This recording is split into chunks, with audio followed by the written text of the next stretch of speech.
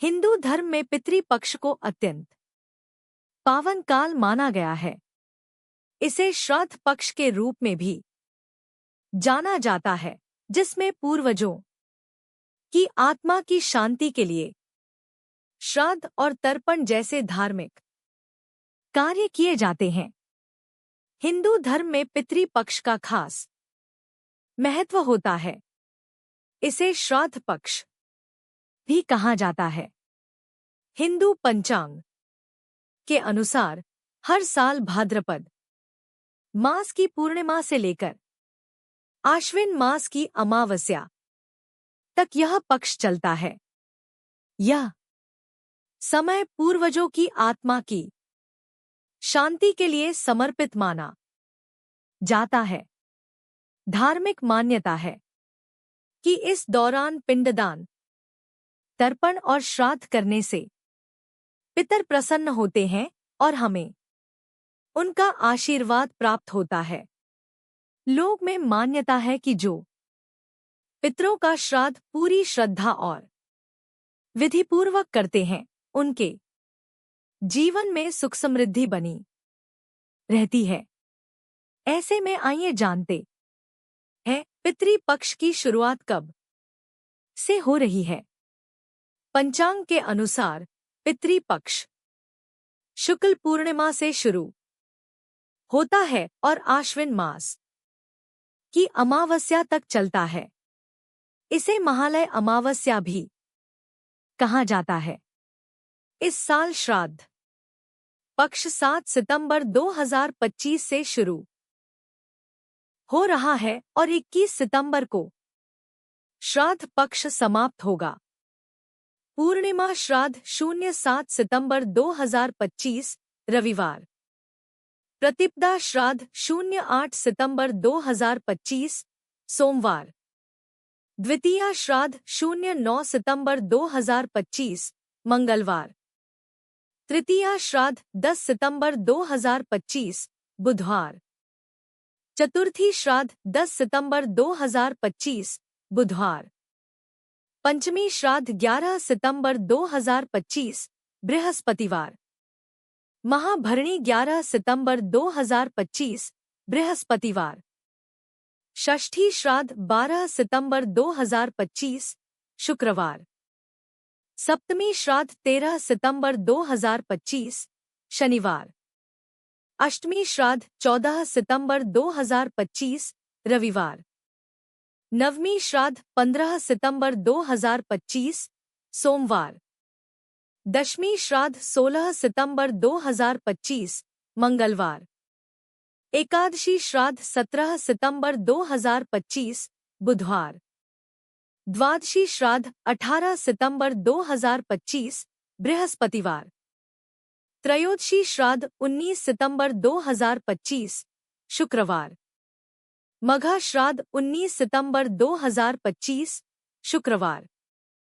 चतुर्दशी श्राद्ध 20 सितंबर 2025 शनिवार। सर्वपितृ अमावस्या 21 सितंबर 2025 रविवार। श्राद्ध कर्म मृत्यु तिथि के आधार पर किया जाता है, यानी जिस दिन व्यक्ति की मृत्यु हुई थी, पितृपक्ष के उसी दिन उसका श्राद्ध किया जाता है। अगर किसी को अपने पूर्वज की मृत्यु तिथि याद नहीं है तो वे अमावस्या के दिन सर्वपितृ श्राद्ध कर सकते हैं। यह तिथि उन सभी पितरों के लिए होती है जिनकी मृत्यु तिथि मालूम न हो। श्राद्ध कर्म करने के लिए किसी योग्य ब्राह्मण को बुलाना चाहिए। ब्राह्मणों की मदद से तर्पण और पिंडदान कराया जाता है।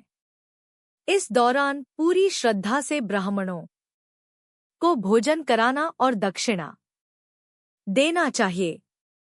यही नहीं, यदि आप किसी गरीब जरूरतमंद की मदद करें तो उसका पुण्य कई गुना बढ़ जाता है।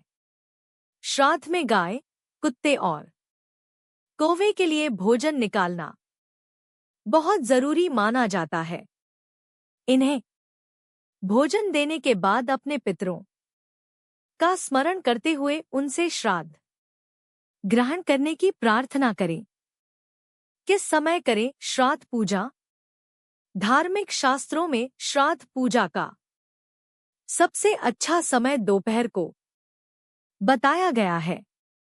दोपहर के समय योग्य ब्राह्मणों की सहायता से मंत्रोच्चारण कर श्राद्ध पूजा करें। पूजा के बाद जल से तर्पण करें और भोजन में से गाय, कुत्ते, कौवे आदि का हिस्सा अलग करके पहले उन्हें खिलाएं। गंगा किनारे श्राद्ध करने का महत्व। अगर संभव हो तो गंगा नदी के किनारे जाकर श्राद्ध कर्म करें।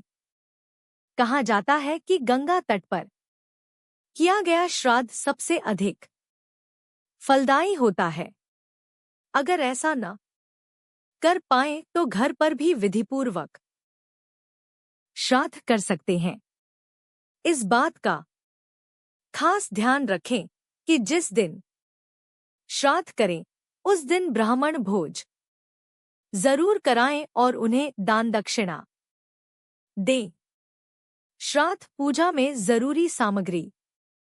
श्राद्ध पूजा के लिए कुछ विशेष सामग्री की आवश्यकता होती है, जैसे रोली, सिंदूर, सुपारी, रक्षा सूत्र, चावल, जनेऊ, कपूर, हल्दी, देसी घी, शहद, काला तिल, तुलसी पत्ता, जौ, हवन सामग्री, गुड़, मिट्टी का दिया, रुई, अगरबत्ती, दही, गंगाजल, सफेद फूल, खीर, स्वांग के चावल, मूंग, गन्ना और खजूर आदि।